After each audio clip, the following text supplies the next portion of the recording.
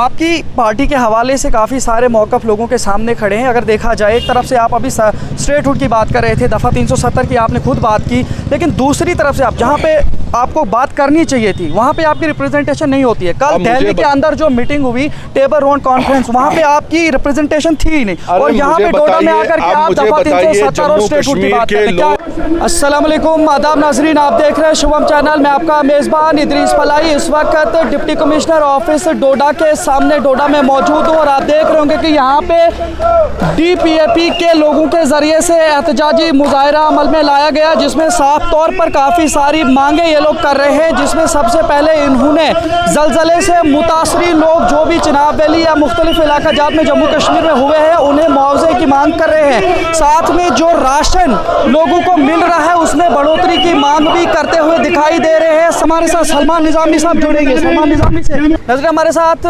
सलमान निज़ामी साहब जुड़े हैं, DPAP के स्पोक्स पर्सन, हमारे साथ सीधा बातचीत करेंगे, इन्हीं से जानकारी लेने की कोशिश करेंगे डोडा के अंदर जिस तरह से प्रोटेस्ट आज हुआ और क्या मांगे इनकी रही हैं। आपको मैं यही जानने की कोशिश करूंगा। प्रोटेस्ट काफ़ी दामो जोशो खरोश के साथ देखने को मिला, लेकिन आपसे यही जानकारी लेने की कोशिश करेंगे कि किस तरीके की डिमांड्स थे और क्या चाहते हैं आप लोग। देखिए, एक तो चिनाब वैली में जो जलजला आया है उसमें गुलाम नबी आज़ाद साहब ने एक कमेटी तश्कील की है, जो सीनियर लीडरान हैं वो वहाँ जो अर्थक्वेक अफेक्टेड एरियाज़ है वहाँ विज़िट करेंगे, और प्रोटेस्ट भी यही था। अभी तक जो है इंतज़ामिया की तरफ से उन लोगों को मदद नहीं पहुँची है, और हमने प्रोटेस्ट इसीलिए किया। आज डोडा में, कल किश्तवाड़ में है, पूरी स्टेट में हमने प्रोटेस्ट किए।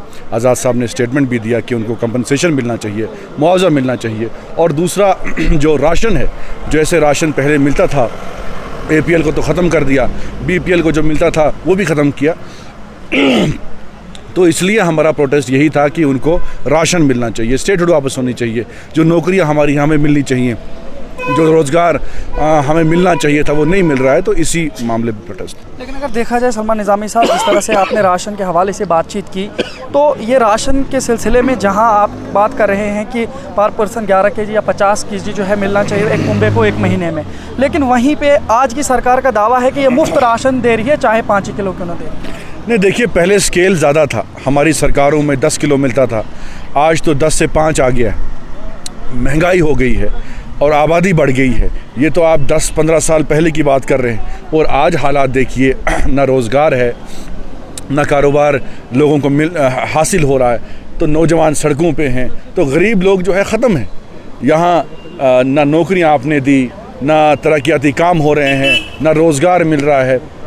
तो इसलिए हम कहते हैं कि जो पहले हम राशन देते थे, जो सरकारें राशन देती थी, आज़ाद साहब जब चीफ मिनिस्टर थे, एटलीस्ट 50 किलो राशन मिलना चाहिए एक फैमिली को, और एटलीस्ट 10 किलो से 11 किलो मिलना चाहिए, क्योंकि आबादी बढ़ चुकी है, हालात आज वो नहीं हैं। आज बेरोज़गारी बढ़ चुकी है, कारोबार नहीं है, यहाँ के मज़दूरों को बाहर के स्टेटों में जाना पड़ता है। पहले आज़ाद साहब जो चीफ मिनिस्टर थे, यहाँ डेवलपमेंट होती थी, ट्रिपल शिफ्ट में काम होते थे, डबल शिफ्ट में काम होते थे, आज तो काम ही नहीं हो रहे।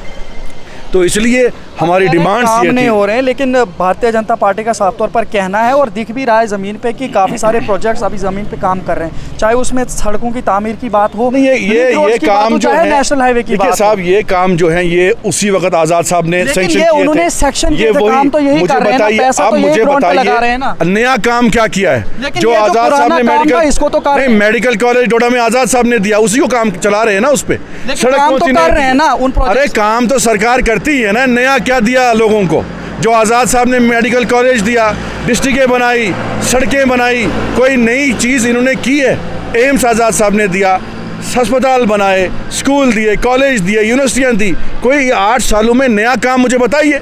सरकार तो काम करेगी, जो आज़ाद साहब ने पहले पैसा मंजूर किया है उसी पैसे को जो है यूटिलाइज़ कर रही है सरकार। नया पैसा तो आ नहीं रहा है, नए काम तो हो नहीं रहे हैं, तो जो हमने काम किए थे उनको आपने बिगाड़ दिया है। आज नेशनल हाईवे की हालत देखिए, कल हमारा प्रोग्राम बानीहाल में था, मैं सुबह 4 बजे जो है डोडा पहुंचा, रामबन से बनहाल मुझे 8 घंटे लगे, मैं और सरूड़ी साहब मेरे साथ थे।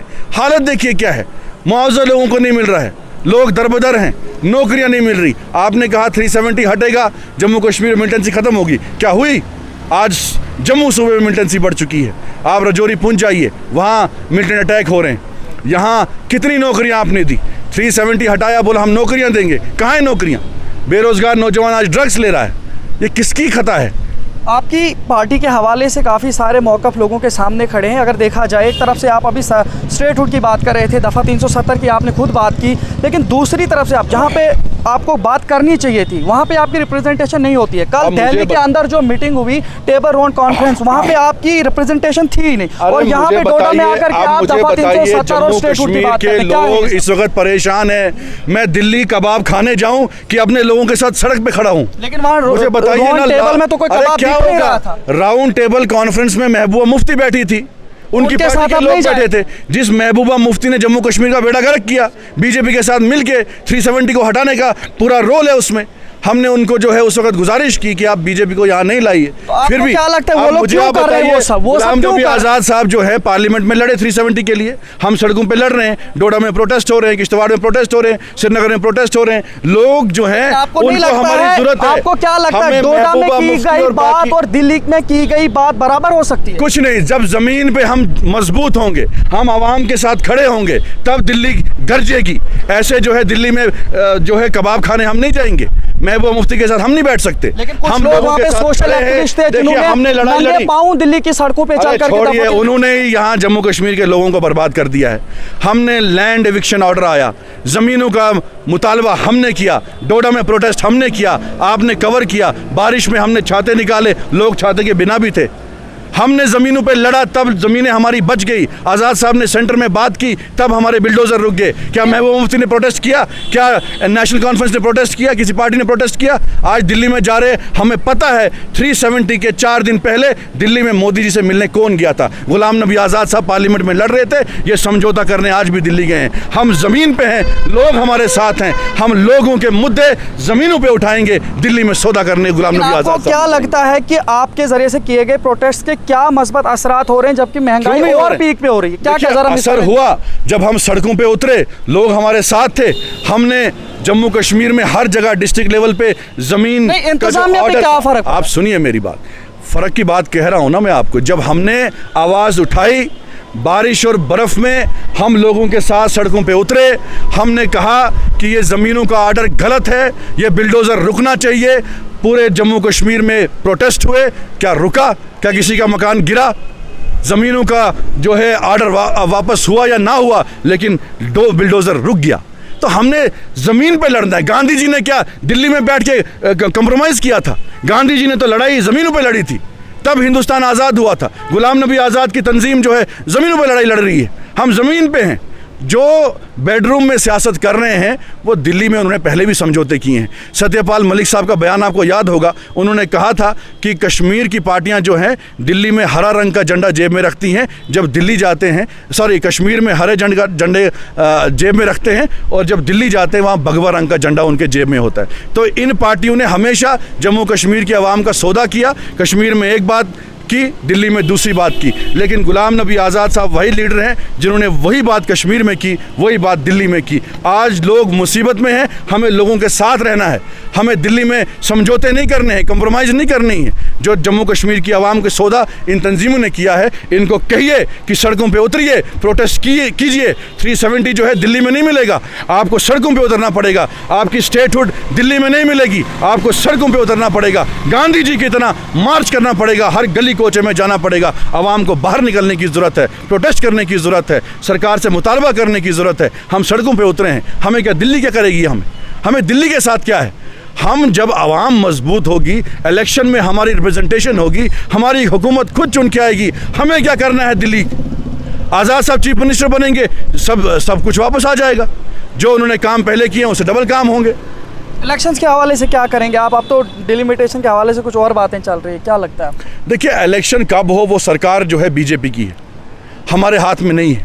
लेकिन आज तो कह रहे हैं इलेक्शन कमीशन का फैसला होगा। नहीं, उनका फैसला होगा, लेकिन तब तक क्या हम ऐसे ही घरों में पॉलिटिक्स करते रहेंगे? हमें लोगों के मुतालबे उठाने पड़ेंगे। आज राशन का मुद्दा है, हम सड़कों पे उतरे और सरकार की हमें कहा सरकार को जगाने का काम करना है। हम देखेंगे इलेक्शन 5 साल के बाद होंगे, लोग तब तक मर जाएंगे। हमने इनके मसले उठाने हैं। आज़ाद साहब ने कहा हर गली कोचे में जाइए, हर डिस्ट्रिक्ट में जाइए, आवाम की आवाज़ बुलंद करिए, इलेक्शन कब होंगे देखा जाएगा। ये नहीं हम उस वक्त आएंगे हेलीकॉप्टर में घूमेंगे और बोलेंगे वोट दी। लोग याद रखेंगे कि उस वक्त जब ज़मीनों पे जो है बिल्डोज़र चल रहे थे, मकानों पे बिल्डोज़र चल रहे थे, उस वक्त गुलाम नबी आज़ाद साहब की पार्टी खड़ी थी। राशन की बात आई, गुलाम नबी आज़ाद साहब की पार्टी लोगों के साथ खड़ी है। हम इलेक्शन में नहीं आएंगे, हम इलेक्शन से पहले ही काम कर रहे हैं। जो पार्टियां इलेक्शन का इंतजार कर रही हैं वो करें, लेकिन हम इलेक्शन आए ना आए हम लोगों की आवाज़ उठाते रहेंगे। जम्मू कश्मीर के अंदर आपकी जो पार्टी है सबसे आखिर में बनी है, लेकिन उसके बावजूद भी इसमें अभी कुछ लोग खुद से निकल रहे हैं, कुछ लोगों को आप एक्सपेल कर रहे हैं। और खासतौर से मैं आपसे उन्हीं लोगों के बारे में पूछना चाहूँगा जिन लोगों को आप एक्सपेल कर रहे हैं। उन लोगों ने गुलाम नबी आज़ाद साहब के साथ एक पार्टी को छोड़ा था जो कांग्रेस थी, और फिर आपके साथ आने के बाद उन लोगों को आप लोगों ने एक्सपेल किया। आज तक आप लोगों ने लोगों के सामने ये नहीं लाया कि उन लोगों के एक्सपेल्शन की वजह क्या थी, एंटी पार्टी एक्टिविटी। देखिए हमारी नई पार्टी है, हम कांग्रेस से निकले हुए लीडर हैं। आज़ाद साहब भी कांग्रेस में थे, मैं भी कांग्रेस में था। कांग्रेस में एक कल्चर था कि मैं हूं, कोई दूसरा नहीं होना चाहिए। आज हमारा राब्ता डायरेक्ट लोगों के साथ है। आज हमें मौका नए लोगों को देना है। ये नहीं कि मैं कांग्रेस में एमएलए था तो मेरे बगैर कोई और आना नहीं चाहिए दूसरा आदमी। तो जिन लोगों ने ये साजिशें हमारी पार्टी में रची कि हम हैं तो कोई दूसरा नहीं आना चाहिए, आज़ाद साहब ने उनको दरवाज़ा दिखाया कि वो आपका दरवाज़ा, ये मेरी नई पार्टी है, नई सोच है, ये कांग्रेस नहीं है। इसलिए यहाँ सबको बराबर हिस्सा मिलेगा, चाहे अमीर हो, चाहे गरीब हो, चाहे किसी भी जात का हो, चाहे गुज्जर हो, चाहे पहाड़ी हो, हिंदू हो, मुसलमान हो, सिख हो, ईसाई हो। इसलिए वो लोग जो चाहते हैं कि कांग्रेस का कल्चर यहाँ भी हो, हमने उनको बाहर का रास्ता दिखाया।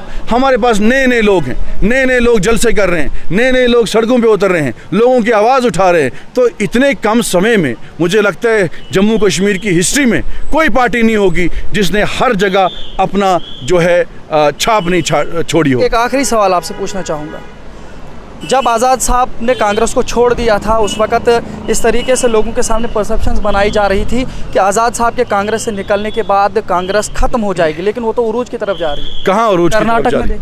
आपने भारत जोड़ो यात्रा देखिए, आज़ाद साहब का कहना था कि जो लोकल लीडर हैं यहाँ जम्मू कश्मीर में, गुलाम नबी आज़ाद साहब के बगैर कांग्रेस ज़ीरो है। किसी को भी पूछ लीजिए आम आदमी को। जिन लोगों को आज़ाद साहब ने बनाया आज उनको आपने सदर बना दिया, तो क्या लोग मैं उनके पीछे चलूँगा? मैं तो नहीं चलूँगा। हमने एक नेशनल लेवल पे सियासत की है, हमने लोगों की आवाज़ उठाई है, और जो कांग्रेस कर्नाटका में जीती वो राहुल गांधी और प्रियंका गांधी की वजह से नहीं जीती। वहाँ DK शिव कुमार जैसे लीडर हैं, वहाँ बाकी लीडर हैं जो लोकल लेवल पे मजबूत हैं। यहाँ स्टेट में गुलाम नबी आज़ाद साहब मजबूत थे। जब आज़ाद साहब को पूछा नहीं गया, उनकी मर्ज़ी के मुताबिक जो फैसले लिए नहीं गए, ऐसे ही आदमी को उठा दिया जो रेलिवेंट ही नहीं था, उसको सदर बना दिया, तो आज़ाद साहब थोड़ी ना उस पार्टी में रहेंगे। आज़ाद साहब ने अपनी पार्टी बनाई, अपने लोग हैं, आज़ादी है, हमें कुछ भी बोल सकते हैं, किसी के खिलाफ भी बोल सकते हैं, यहाँ कोई रोकने वाला नहीं है। 370 पे मुझे बताइए, कांग्रेस के कई ऐसे MP थे जिन्होंने बीजेपी को शाबाशी पेश की, बोला अच्छा काम किया आपने आर्टिकल 370 हटाया। क्या आप पार्लियामेंट की स्पीचें भूल गए? क्या अरविंद केजरीवाल ने बीजेपी को मुबारकबाद नहीं पेश की कि अच्छा किया आपने 370 को हटाया? क्या कांग्रेस ने मुबारकबाद पेश नहीं की? पार्लियामेंट में अगर गुलाम नबी आज़ाद साहब थे तभी 370 की बात होती थी। आज पार्लियामेंट में मुझे बताइए जम्मू कश्मीर की वकालत कौन कर रहा है? कौन सा ऐसा MP है जम्मू कश्मीर से जैसे पार्लियामेंट के नक्शे से जम्मू कश्मीर मिट गया है? आज मुझे बताइए कि कोई भी ऐसा MP हो हिंदुस्तान का जो जम्मू कश्मीर की बात आज पार्लियामेंट में कर रहा है। वो गुलाम नबी आज़ाद साहब थे। छोटे से छोटा मसला हो, बड़े से बड़ा मसला हो, पार्लियामेंट में जम्मू कश्मीर की आवाम की आवाज़ गूंजती थी। आज कोई लीडर नहीं है, इसलिए आज़ाद साहब लोगों के लीडर हैं।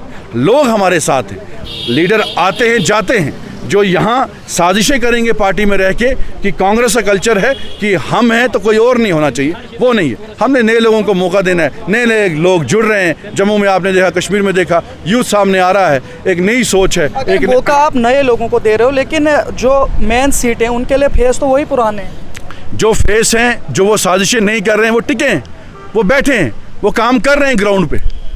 यहाँ मजीद वानी साहब हैं, सरूडी साहब हैं, चिनाब वैली के जितने भी दिग्गज नेता हैं, वो तो फील्ड पे मजबूत है ना। जो साजिशें करेंगे अंदर बैठ के कि भाई यहाँ कांग्रेस का कल्चर होना चाहिए कि हम हैं, कोई और नहीं आना चाहिए। इसलिए यहाँ आप देखिए हमारे डिस्ट्रिक्ट प्रेसिडेंट आसिफ साहब यंग डायनेमिक हैं, आपके किश्तवाड़ के डिस्ट्रिक्ट प्रेसिडेंट शबीर साहब यंग डायनेमिक हैं। तो नए नए लोगों को मौका देना है, वो पुराना सिस्टम कांग्रेस का हमें ख़त्म करना। बहुत शुक्रिया हमारे साथ। Thank you.